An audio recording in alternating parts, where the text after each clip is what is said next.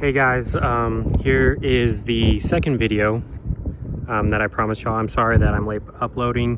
The parts that were coming in didn't come in on time, unfortunately, and then I was mounting the duckbill or ducktail, whatever you want to call it, in the rear, and that took processing in itself, and it was just boring. I didn't want to record that because I wanted to give you guys some actual content that you would, enjoy.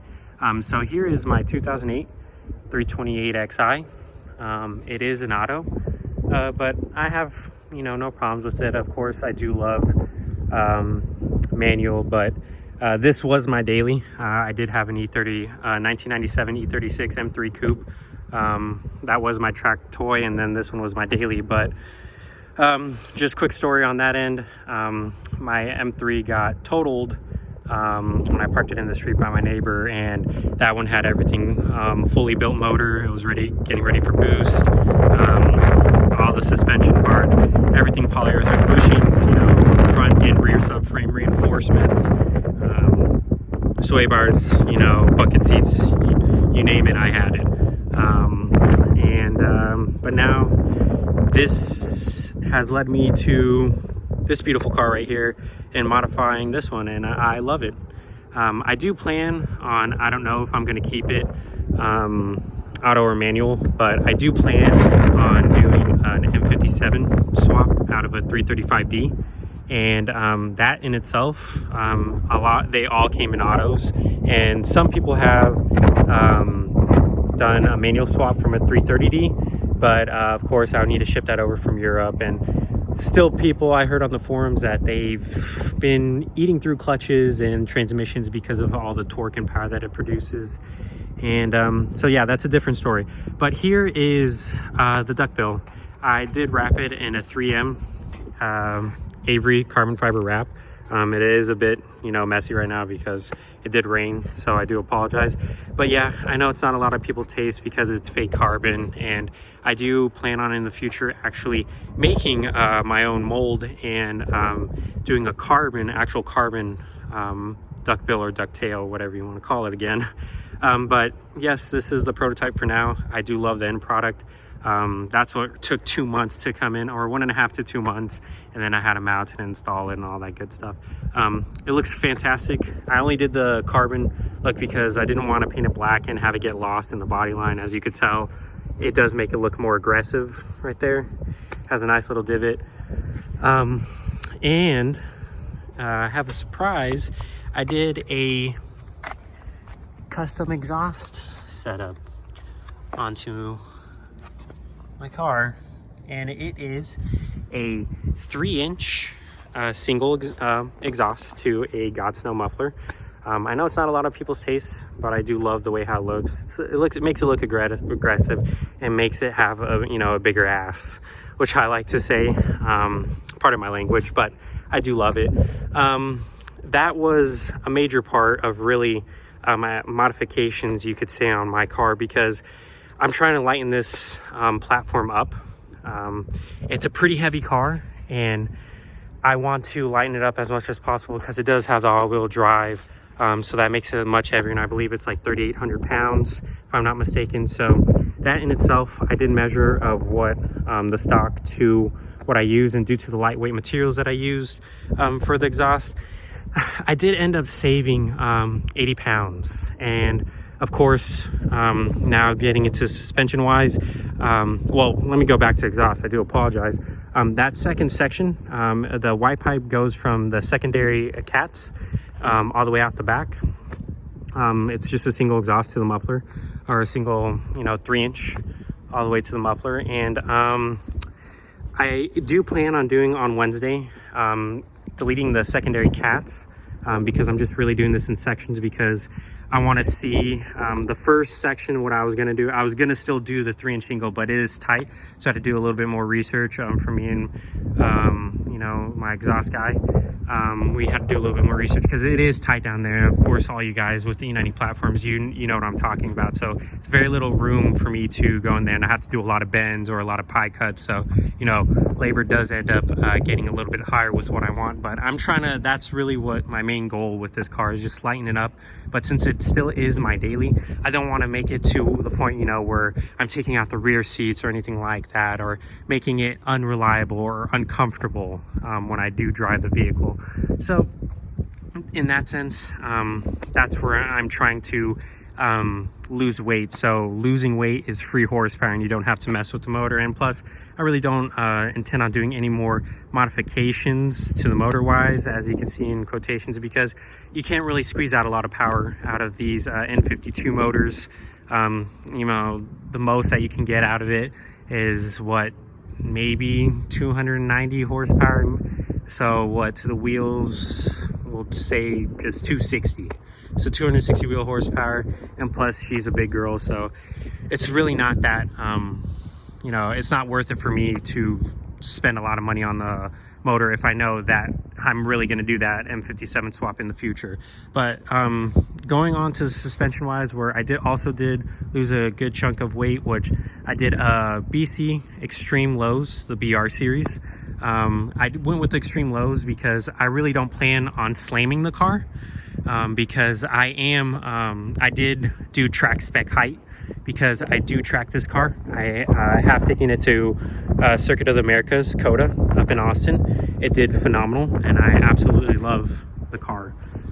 It did amazing. The all-wheel drive did what it was supposed to do. So in that sense, I love it. So now back to the suspension. I did a 2-inch drop in the front, and I believe a 1-inch drop in the rear.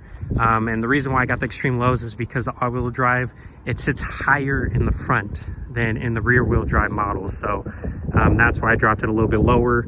I'm not even max high. I believe I still like have 1.5 inches in the front still to go, but I didn't really want to go that low because, like I said, it is track spec, and it is perfect when on the track and autocrossing. I did roll the fenders in the rear and in the front. They weren't rubbing to begin with, but it was just for peace of mind, just in case, you know, I don't want to be rubbing on the track and cut a tire or anything like that, or while I'm autocrossing the car. It's a 6K, back to the suspension. Sorry, I keep on going on tangents, but it's a 6K spring rate in the front and a 12K in the rear.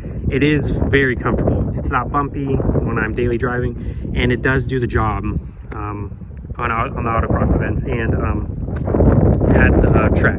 So I'm very happy. Of course, when this does become my track toy in the future, and again, I do apologize with the wind, they will be getting higher spring rates. More than likely, I'm going to go with 22K all around, because I did run that on my M3. It was a little bit stiff, but that one, you know, that one's stuck in the corners really well. But really, the mods list, let me pop the hood for you guys. I'll go really what I've done so far with the car. Let me pop that.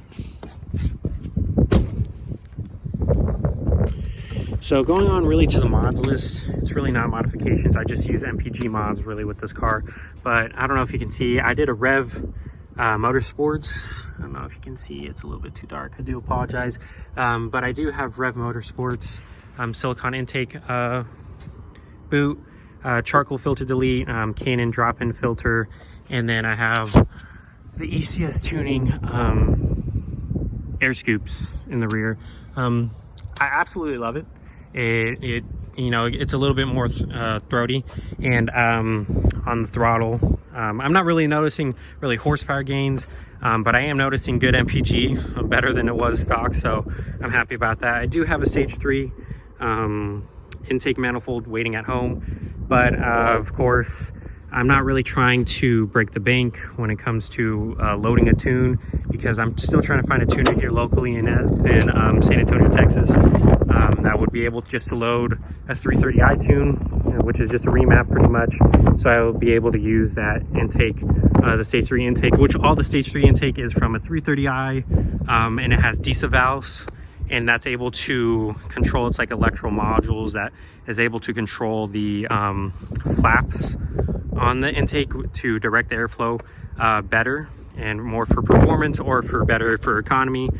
So that's why I need to get a tune and to really utilize the exhaust. So and I guess you could say the little intake mods that I've done, but let me show you what I've done on the inside. Well, it's really not much, but of course you have your E90 problems with the cup holder. I did fix the passenger handle that was sticky. I already fixed that.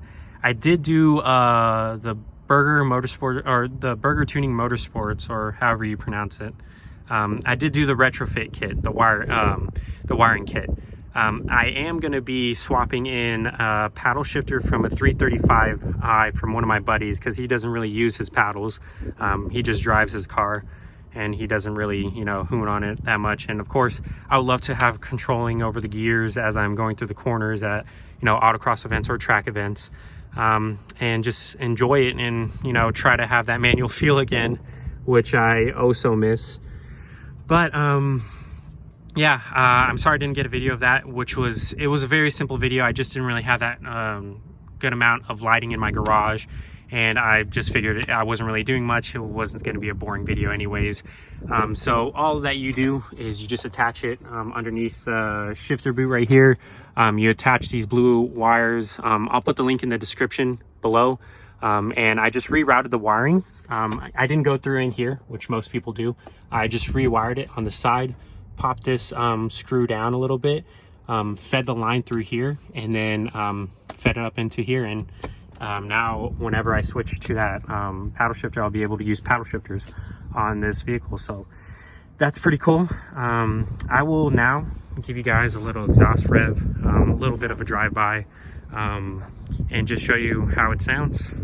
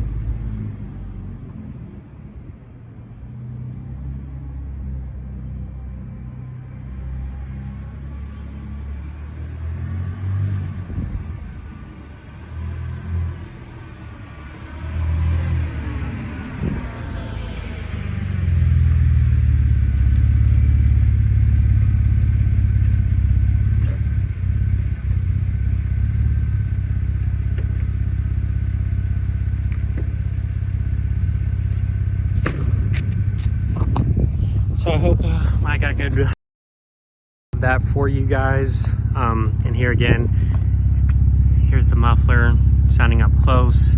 And for, I don't know if any of you guys know this, but for all E90 models, they did come with European, you know, well, the European models, they came with the rear fog lights. And I did do that little retrofit as well. As you can tell, you just press that button underneath the fog light and you see how it has it activated. And then here how it looks from there. So here are the rear fog lights on there. If you guys want to know how to do that, I could definitely walk you guys through that, which is pretty much a free simple mod. I went to a junkyard, found a E90, and just took one of the little, there's like a little plastic piece, took that, took off the little clips that stops it from pushing the button in, and now you have rear fog lights. That was pretty much it was for free for me. I just drove down to the junkyard. And on another note, I did put, I don't know if I spoke about this, I did put PowerFlex bushings in here in the front. It's to the control arm, the front control arm. With the all-wheel drive model, you only have one bushing to replace, and that attaches to the chassis. And I did the race version on this one, and it definitely changed up the steering feel in my car. It has no play whatsoever. It really, I can tell a night and day difference. I wish I had it when I went to the track, which I would have been happy with. And here's just how it looks like from the outside with the fog lights on and everything like that. I do plan on going in the future with a carbon fiber hood just to lighten it up as well, but staying that OEM type style. I don't really want to go M3. And yeah, so I will update you guys when I do the second section of the exhaust on Wednesday, and I will also update you guys with the paddle shifter steering wheel in there. Be safe out there and have a good one.